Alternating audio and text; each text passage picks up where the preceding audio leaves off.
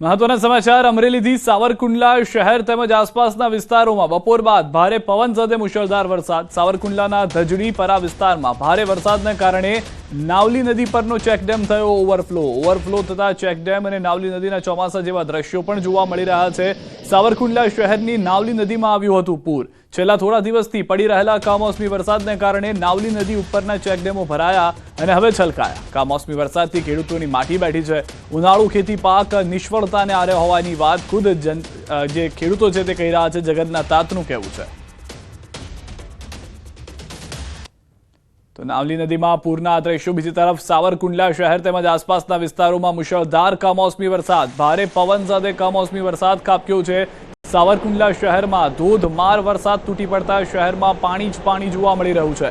સાવરકુંડલા, કાના તળાવ, હાથસણી, ચરખડિયા સહિતના ગામોમાં ભારે વરસાદ થયો છે। ખેતરોમાં પાણી ભરાઈ ગયા છે। વીજળીના કડાકા ભડાકા સાથે તીવ્ર ગતિથી વરસાદ તૂટી પડ્યો છે। ખાંભા અને ધારી પંથકમાં પણ કમોસમી વરસાદ છે। સતત 7મા દિવસે કમોસમી વરસાદ ખાબક્યો છે। જાણે વાવાઝોડું ત્રાટક્યું હોય તે રીતે પવનની ગતિ જોવા મળી રહી છે અને પાણી જે છે તે રસ્તા ઉપર વહેતા થઈ ગયા। દ્રશ્યોમાં આપ જુઓ તો જે પવનની ગતિ છે, ભારે વરસાદ થઈ રહ્યો છે, વૃક્ષો નમી જાય તે પ્રમાણેની પરિસ્થિતિ છે। જે પાક ઉનાળુ તૈયાર હતો તેને નુકસાનીની પરિસ્થિતિ પણ જોવા મળી છે। આ તરફ અમરેલીના દ્રશ્યો પણ। અમરેલી જિલ્લામાં વરસાદી માહોલ યથાવત છે। જિલ્લાના ગ્રામ્ય વિસ્તારોમાં છેલ્લા 7 દિવસથી વરસી રહ્યો છે કમોસમી વરસાદ। ધારી ગીરના છતડિયા, જરમોરજર સહિતના વિસ્તારોમાં કમોસમી વરસાદ છે। સતત વરસાદ પડવાને કારણે બાગાયતી પાક, કેરી, તલ, બાજરી સહિતના પાકોને નુકસાન થયું છે। વરસાદ વરસતા રસ્તા ઉપર વરસાદી પાણી પણ વહેતા થયા છે। તો ધોધમાર વરસાદ, નાવલી ચેકડેમ, સાવરકુંડલા અને ધારીના દ્રશ્યો પણ અમે આપને બતાવી રહ્યા છે। વધુ માહિતી ન્યૂઝ 18 સંવાદદાતા રાજન પાસેથી મેળવીશું। રાજન, અમરેલી છેલ્લા 7 દિવસથી ચોમાસામાં જીવી રહ્યું હોય તેવું લાગી રહ્યું છે। દ્રશ્યો જોવા મળી રહ્યા છે ભારે પવન અને વરસાદ સાથેના। બિલકુલ સિદ્ધાર્થ, છેલ્લા 1 અઠવાડિયાથી અમરેલી જિલ્લામાં જાણે ચોમાસું બેસી ગયું તે પ્રકારના દ્રશ્યો છે।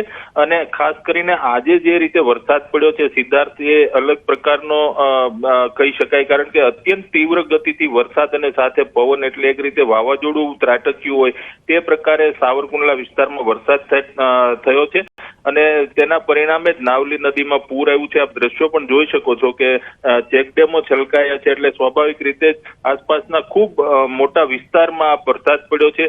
સાથે સાથે લાઠી અને ધારી પંથકમાં પણ વરસાદ પડ્યો છે। ધારી પંથકમાં વરસાદ પડે એટલે ખેડૂતો માટે ખૂબ મુશ્કેલી ગણી શકાય સિદ્ધાર્થ, કારણ કે કેસર કેરીનો આ ગઢ વિસ્તાર કહી શકાય। અત્યારે કેરીની સિઝન ચાલી રહી છે અને આટલા તીવ્ર સાથે વરસાદ પડે એટલે કેરીના પાકને વ્યાપકપણે નુકસાન થવાની સંભાવના છે। ઓવરઓલ જોવા જઈએ તો આજે સમગ્ર જિલ્લામાં વરસાદી માહોલ હજુ પણ યથાવત છે સિદ્ધાર્થ। આભાર સમગ્ર માહિતી બદલ। તો હજી